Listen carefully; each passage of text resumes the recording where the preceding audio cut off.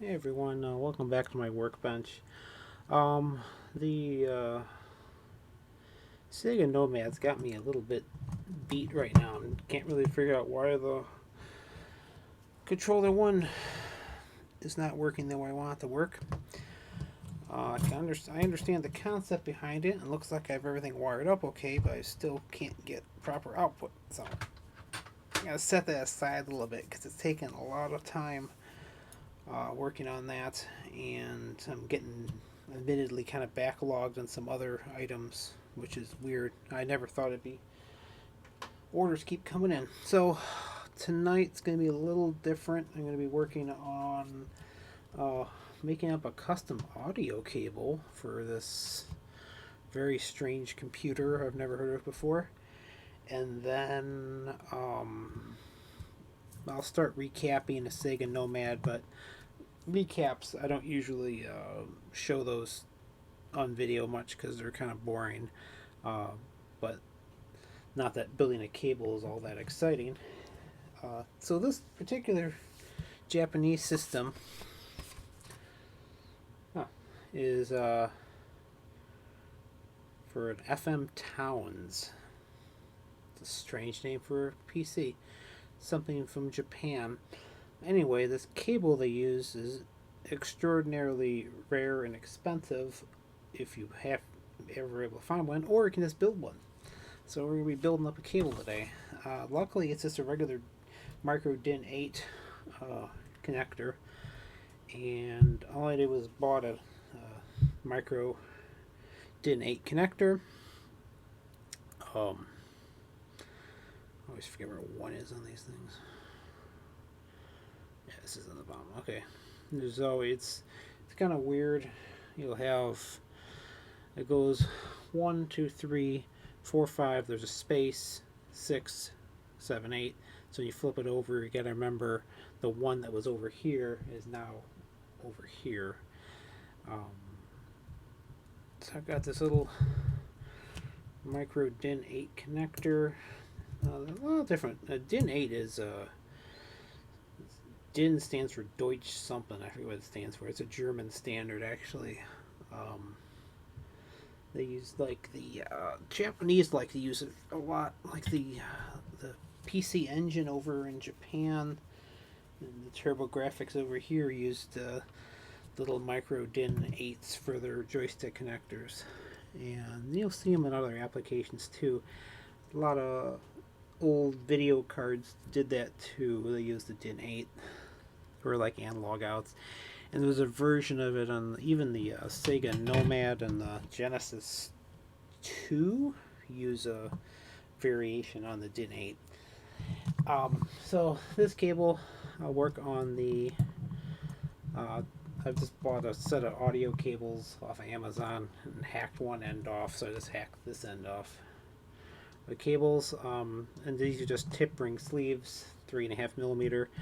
For stereo, it's always tip is left, ring is right, and then the sleeve is ground. So nothing earth shattering there.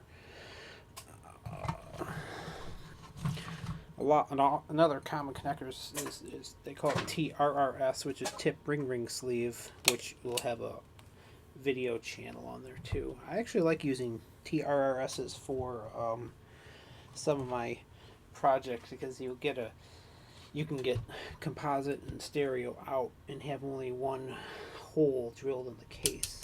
So let's work on the output. This is left.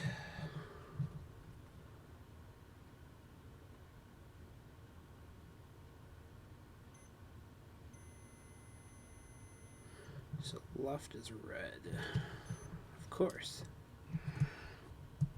Left is red. That is the line out. Right is on pin 4. So we gotta remember everything's flipped over. So this is 1, 2, 3, 4. 4 is right here.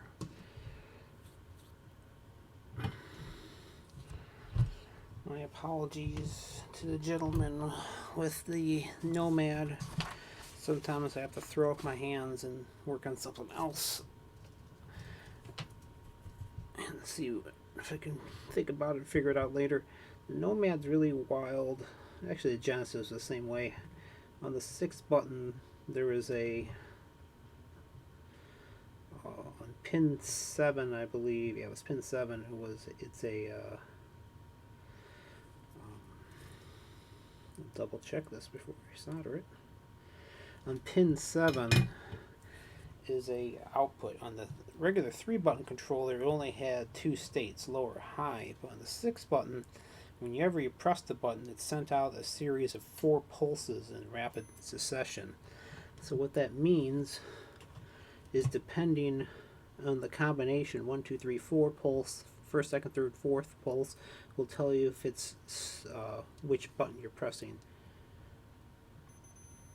Oh, okay, I'm glad I checked, because that's actually the input line. This guy here. So what happens is, when you press a button, it sends a pulse. Well, of course, there's a pulse train that goes out on 7. So when it's like button C or button A is like fourth pulse on a fourth low on the on pin 7, tells you that that's the key that's being pressed. So the way of multiplexing. I don't think I need this much for the solder cup here. Shorten this lead a little bit. Oh, but I'm gonna have to go in there with the oscilloscope and see what's going on. Because the reason the start button was working is because the way, if that, no matter what, as long, it doesn't matter all 4 pulses. If that pulse is low, it means it's the start button. So like button always works. So that's why the start button was working on that controller. So I'm not sure if I'm not getting the pulse train out or what. I gotta pull out my 2-channel oscilloscope and monitor a bunch of different pins to see what's going on. But that is for another evening. But for now, I'm going to finish this cable because this is not a long process. So that was pin 4. Okay, so I need to figure out now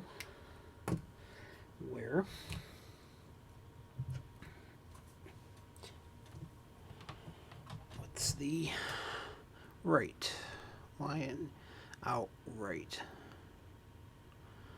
Oh, that was actually, was that right or left? Oh, I might have made a mistake there. No biggie, you can always move it around. That's actually the left channel, and the left channel is on pin 6, which is actually 2 over. That's why you check your work.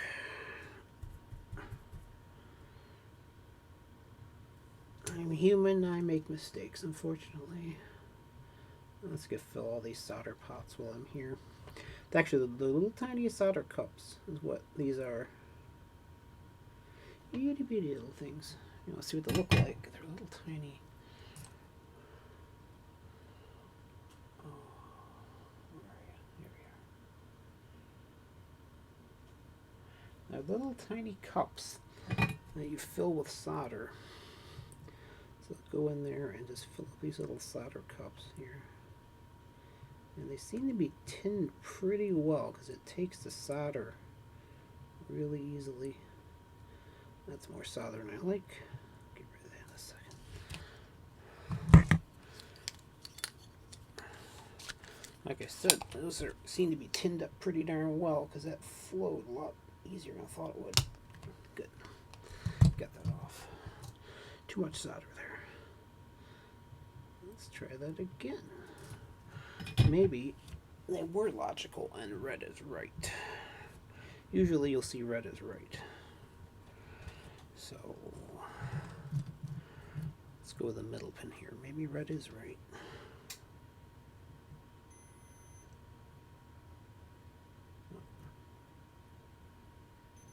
Red is left. White is right. And yellow, sure to God hope it's ground. Yep. So red is left. Oh, thanks. That really makes my life easier. Red is left, which is on pin 6, which is actually on the left side, not the right side, because everything's flipped over. Oh, the glamorous world of electronics.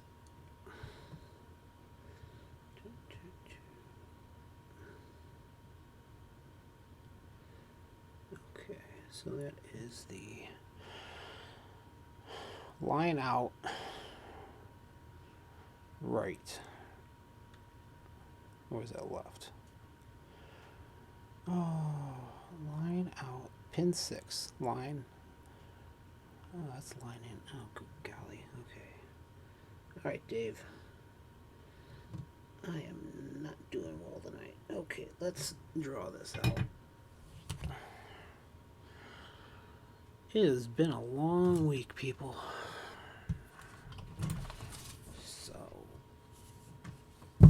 Paper,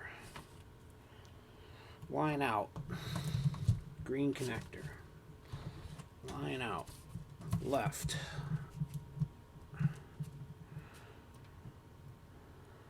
tip, red,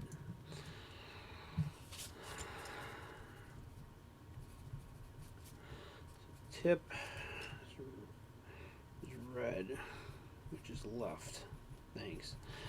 So, line out, left, pin 6. Sorry, no, line out.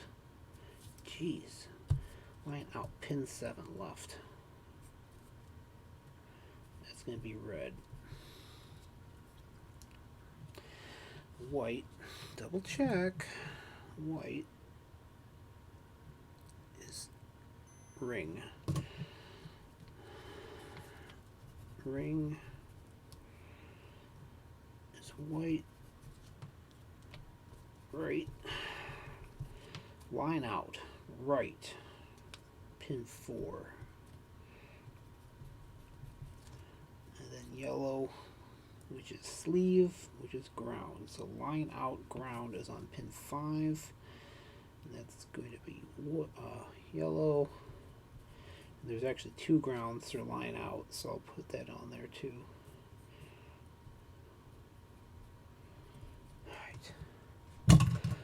Try that again. So, luckily the colors will be the same. Knock on wood. I'll double check to make sure I'm not going crazy. Tip is red. Tip is red. Yes, good. So they did the same colors for both. That would be nuts if they didn't. Okay, so start over again.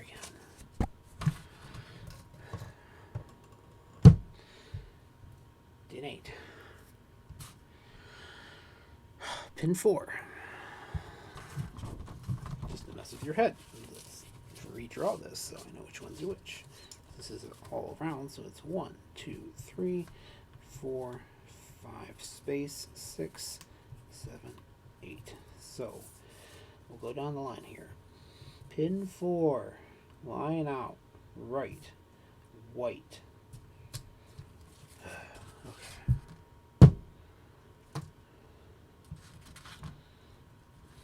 Slap happy here. This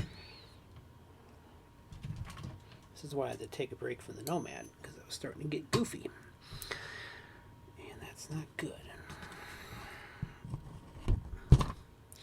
Missed the days of Radio Shack. We can just go out and buy parts. Now I gotta order everything online, and everything takes days or weeks depending where you're ordering it from.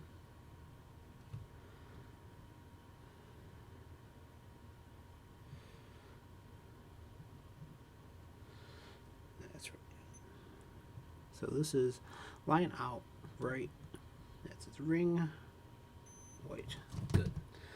Going in on pin 4.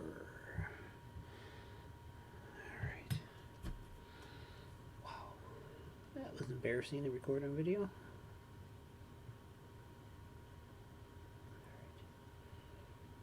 Alright. We're in. It's in. Red is coming in on 7, which is right below it actually. And I don't know if this system is internally grounded, so I'm going to have to jump her over and make sure I've got hit both of those points.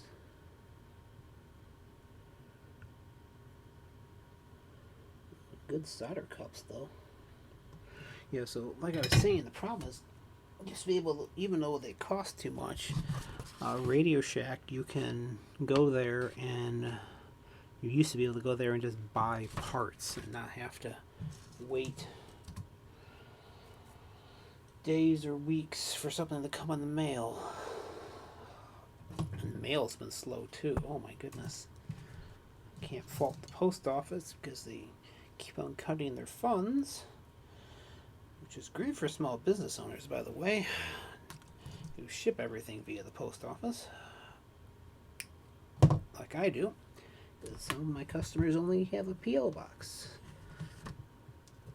and UPS doesn't deliver to you P.O. boxes. Alright, so yellow. Yellow is ground. So 8.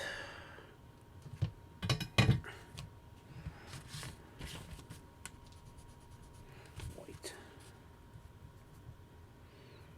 Oh, sorry, yellow. Wow. So line out, ground is on 5 and 8. That's good, they're right next to each other.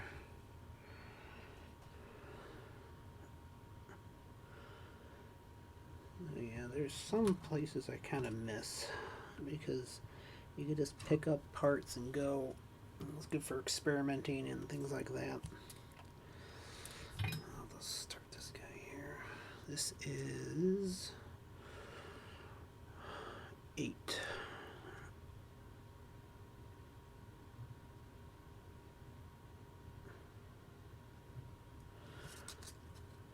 Interesting thing, in at least here in Chicagoland,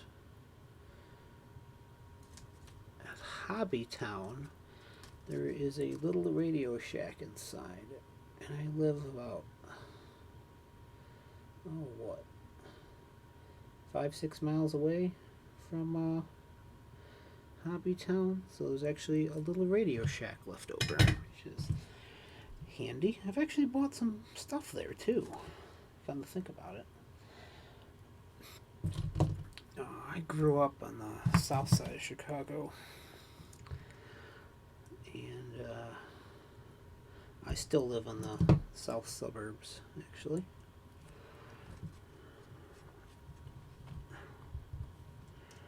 But I went to Chicago Public Schools and all that fun stuff. I think I'm a 5th generation Chicagoan. Yeah. So my family's been here, at least my mother's side's been here since before the Chicago fire. So over 130 years. Actually, that's over 140 years. A long time. So that's why I have that lovely Chicago accent. No, we don't all talk like we run the Bears or anything like that. It's really, yeah, I haven't really met that many people who talk like that around here. It's more of the nasal voice with a lot of hard consonants.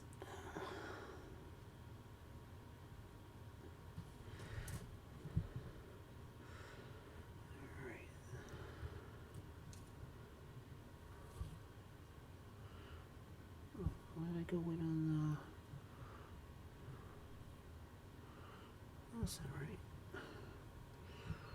I got turned around here, did I? Let's see. I did get turned around. I gotta move it over one.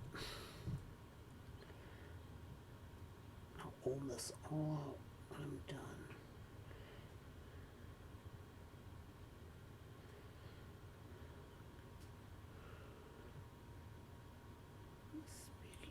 Speaking of my childhood, so I grew up in an Atari house. Had an Atari 2600, That was just a Darth Vader, the Heavy Sixer, I think. And then we had we never had a Nintendo in the house. We had a Sega Master System and a Atari 7800. And then back in the very late 80s, we had Atari Lynx. That was back in the late 80s, early 90s. I still have my Lynx. The first paycheck I ever had, I spent on Rygar for Atari Lynx. Still have the game, still works great. It's actually a fun game on the Lynx. It's a good arcade port. It's not like the Nintendo port. It's a true arcade port. Oh, why can't I get this to flow? The problem is sometimes this little helping hand just doesn't have enough weight behind it. Get the other way around.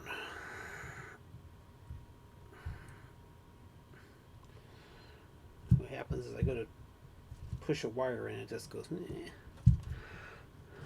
Which I'm sure looks humorous in video, but it's quite frustrating when you're trying to solder something. It's gonna lie you on the ground. I got you pinned down to now. I can't get anywhere.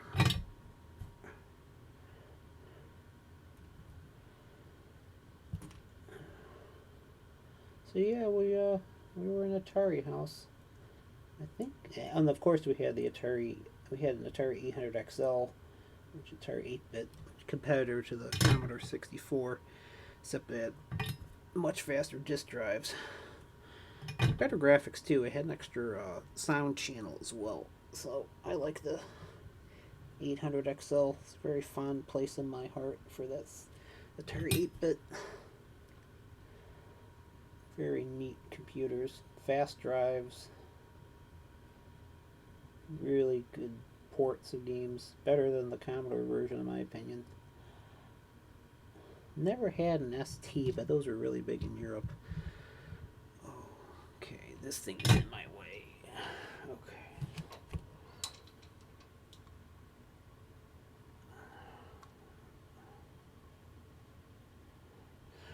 Yeah, watching somebody building cables is fun. This is more like a podcast at this point. Here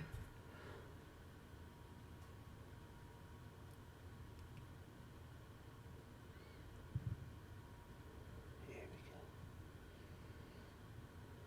Are you in? Yeah, you're on there. Give a good tug. It's not going anywhere. Alright, so that's that. Next up we have the other one.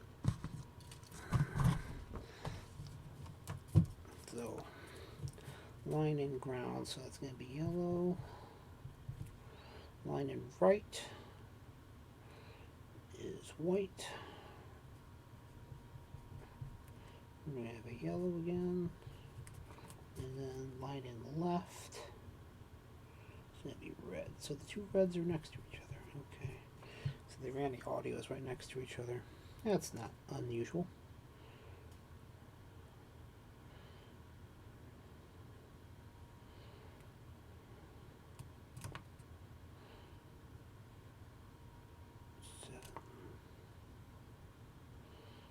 Six and seven.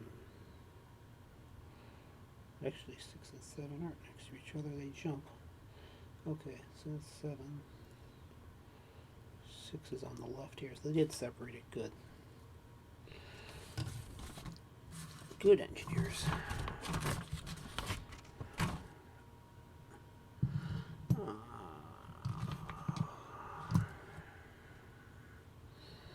Sure these are all tinned? No, they are not.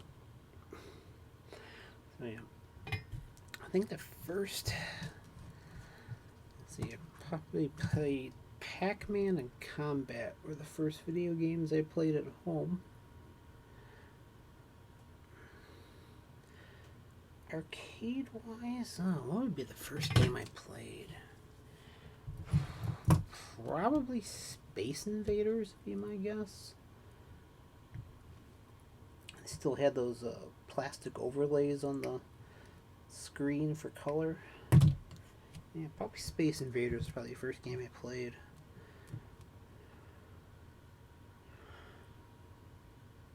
Okay, so I gotta look at this the right orientation here, so we're gonna get messed up. 6. 6 is red.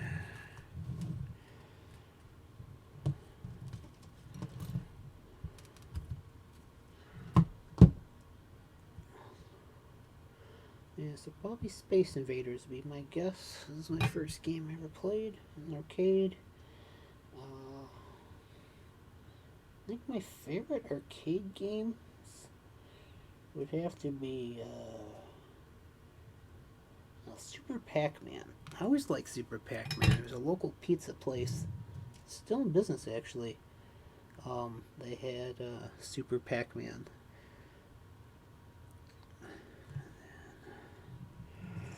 I need the white comes in on 2, which is the center on the top.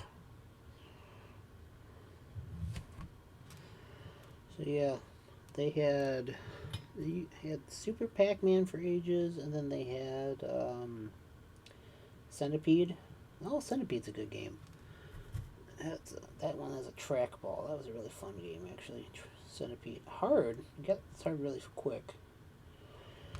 Of course, I played Frogger, and then you get later in Pac Man, Miss Pac Man. What's another good one? Miss Pac Man I like. That's a fun game. And then games like a little later ones like RoboCop, Roston. Oh, I love Roston. That's an awesome game. Really good port on the Master System too. Golden Axe. That's a really fun game. And you get a little later, you get like X-Men. A local mall had an Aladdin's Castle, and they had a X-Men, the 6-player version. Always played Wolverine. I fire up my Retro Pi and play some X-Men every now and then. That's a good one. That one I actually played in the arcade. Played that one a lot in the arcade, actually. Down in Tennessee, down in Gatlinburg, they had a large arcade. They're still around too. They had RoboCop and Aliens. Aliens is a fun one. You go from a like a side-scrolling shooter to a pseudo 3D and back.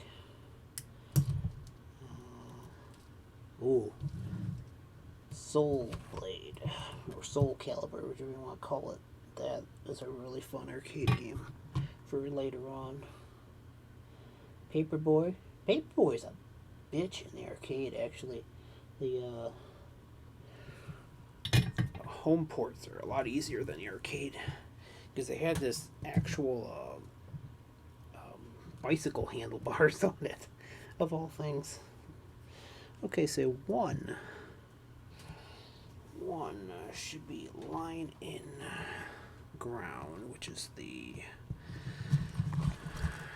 sleeve. Okay. Yep. And then that's good. Now, right channel is okay. Line in right is on pin 2. Yep. And no, just on 2.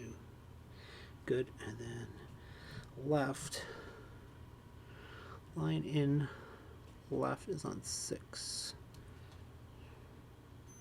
Yep.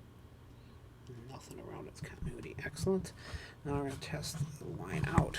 This is line out left. Line out left is on 7. Yep. Nothing there. Just 7. Okay, right. Line out right is on 4, which is right here. Okay. No continuity, and then the grounds are on, line out grounds are an 8, which is here, and line out ground is on 5, which is in the center there.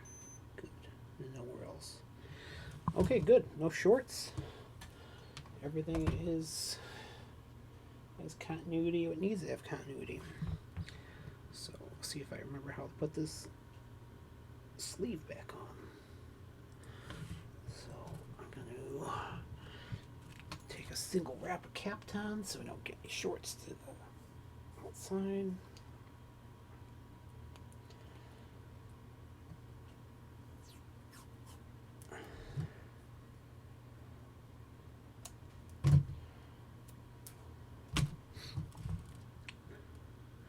Oh, Satan's Hollow. That's another good arcade game. That was at a Holiday Inn Holidome in Indiana.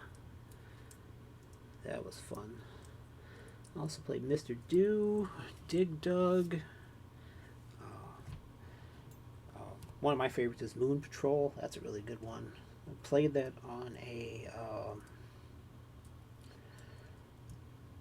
steam coal-fired car ferry that still crosses Lake Michigan. The Badger. Where is it? Beaver or Badger? Badger, I think. That still crosses Lake Michigan. To this very day. There. Remember, it was a car ferry in the middle of the night. And they had only a few arcade games, and the only one that was really worth playing was Moon Patrol. I played the crap out of that game that night. Could have been more than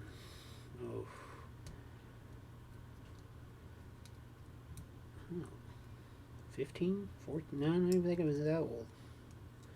Let's see what year Moon Patrol came out. I can't remember. Let's see how this goes back together. How does this work? Huh. Well, that's pretty nifty. Okay. And I remembered to put the E-Stream Relief on first. Otherwise, I would have to go back and die a little inside and snap this over.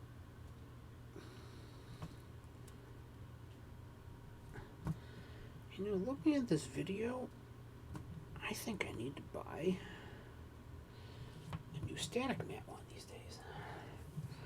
Because I got some serious bird marks going on here. There we go. Yay, we have cable. Looks nice and official and everything. See? Nice strain relief on there. That's not going anywhere. Maybe I'll be paranoid and ohm this out one more time. Just make sure nothing got broken when I slid it over. Make sure nothing got shorted in here. Very good. And on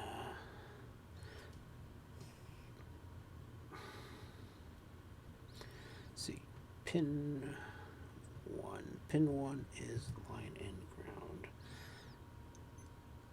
Indeed it is. Pin 2. 2 is line in right.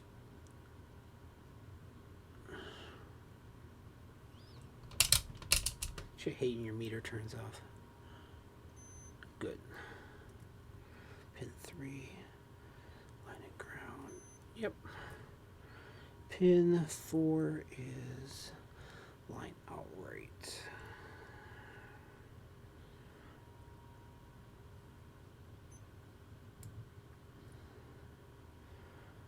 Pin 4, line out right. Yep. Pin 5 is line out ground. Yep.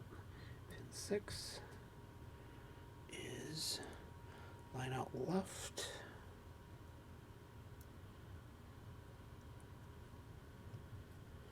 pin 6. Oh, line in left. Sorry, line in left. Yep. Pin 7 is line out left. Which is right here. And then pin 8 is line out ground. Yep. Well, I made a cable. And I ohmed it out. Go me. It took a little longer than I expected, but c'est la vie. Something, one less thing on my workbench.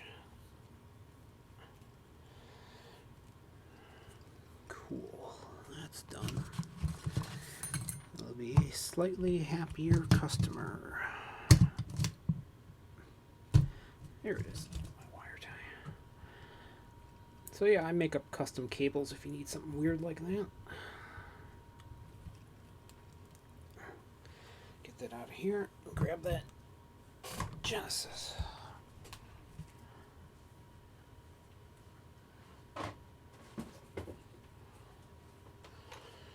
This is one of my, I think one of my frequent YouTube viewers. This is his Genesis. And this is coming in for a recap.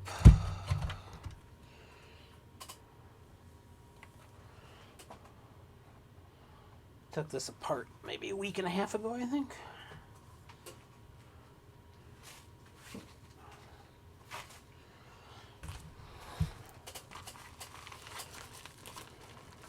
Friends over at Council 5. Those got my. Let's get all the crap off here. I have this magnetic strip on my pegboard, so I just slap my tools up there. Don't need this, don't need that. Don't need this.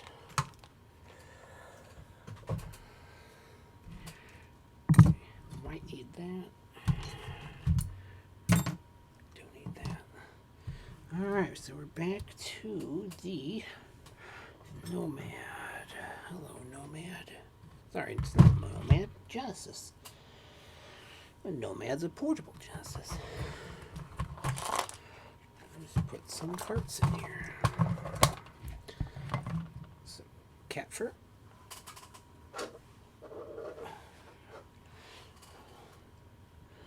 I've only encountered a few insects in my time doing retro systems. Not too many.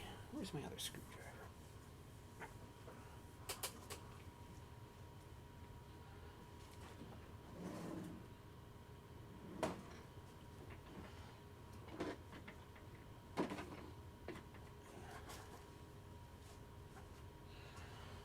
Oh. What are we up to? 38 minutes. I just think I'm just going to pop the cover off this. Just magnetic shield off here and go ahead and stop the video for tonight, because I don't think I drive a lot of viewers to my channel. I've already bored you enough showing you making an audio cable. There's some. Hope that goes viral.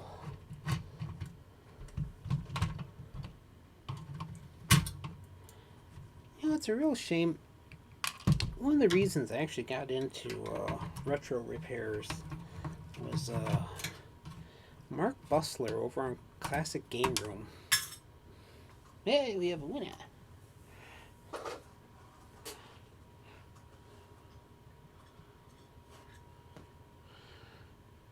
Wow, that is 1 in a million shot. Fell in the same bin.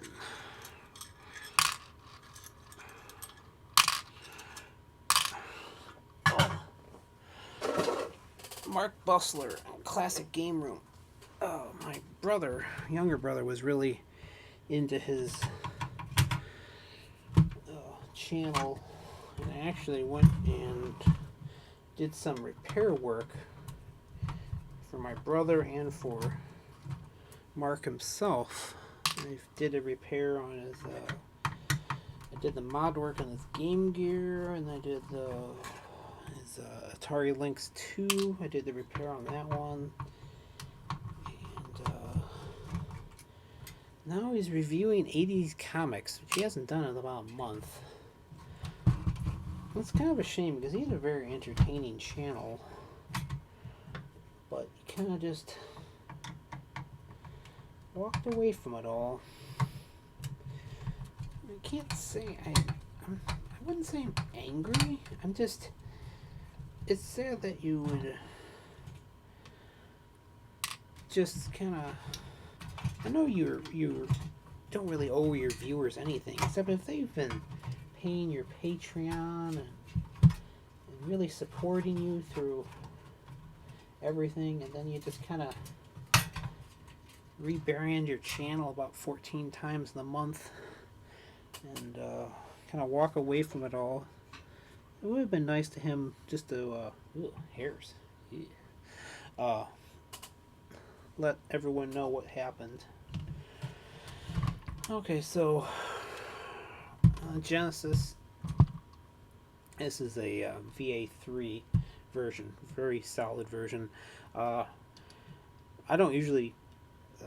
Genesis actually lasts a long time on their original caps because see these blue caps? These are aluminum caps, and these can actually last a very long time. So you can go many decades on their original caps, but it's good to do a little preventative maintenance. This is a little different version I'm used to working on. Huh. Oh, that's different. December 1991. So, inside of a Genesis, you can see this is the USA version. It'll tell you here. You have your couple different parts. This is a 68,000 processor, of course. This is the brains of it. That's the 16-bit part. Same thing as the original Macintosh used to use. Same chip. Couple memory chips. Sega had these custom chips. They always start with 315. I'm not sure.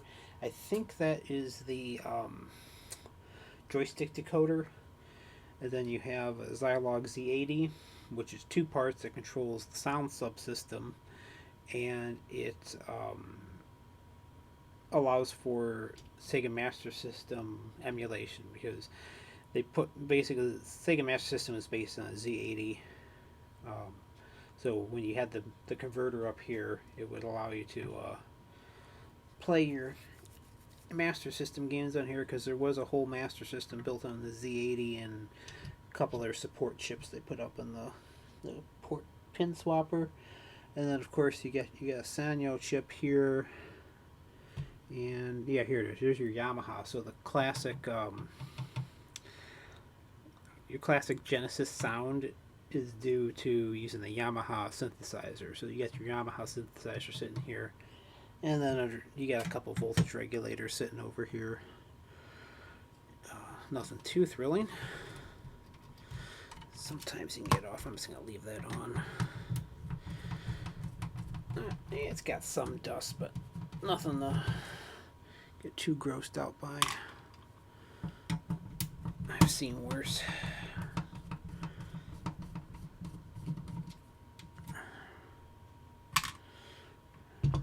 I think is that it? Is there one more hidden? I can never remember. Yeah, there is one more back here. I'm just going to pick the whole thing up with the heatsink here because there's thermally conductive paste that's still going on there. Those are just a couple of regulators, voltage regulators sitting over there. Actually, I do think I need to take that off later because I need to be able to access the caps under there. And if I remember right, you got to pull it forward slightly.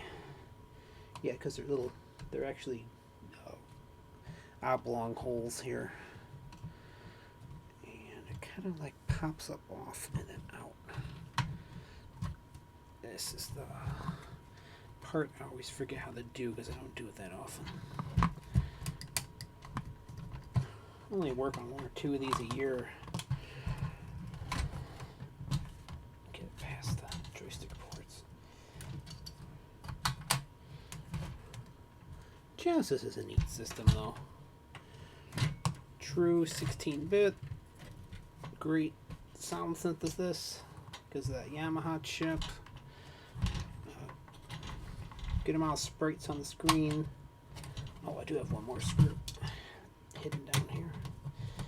That's why you are gentle with it. You don't rip it apart. You just take your time, do it right. You don't want to be busting up somebody else's system, because that would be rude. All right, I'll just leave that bottom shield in there. A little more dust. Yeah, I gotta sneeze soon. I'm allergic to cats. So that's probably what it is. So yeah, here we are. Bunch of caps. Caps. 2, 4, 6. Yeah. I always forget how fun it is to do all the recapping on this. So. Okay, that was a little gross.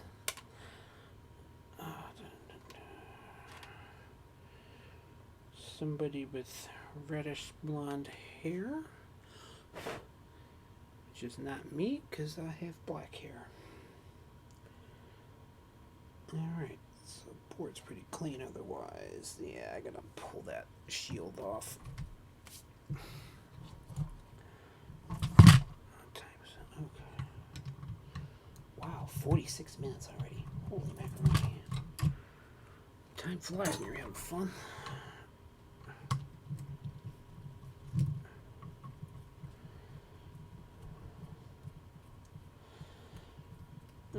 Sorry, anti-tamper wax. I think we might be a touch out of warranty though. 29 years? Yeah. I think it's safe to work on this now. Always wanted the Genesis, but at the time it was a rough spot in our lives back in the part of the 90s. Won't get into it too much, it's a little personal. But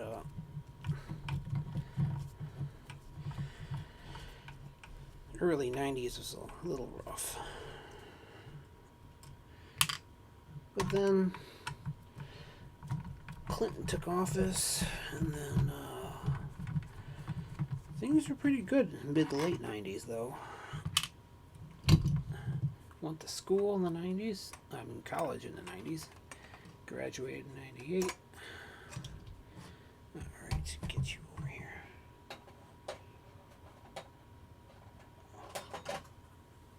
Wow, it's a big hunk of steel. That's a heat sink, man. Alright, so here's your naked Genesis.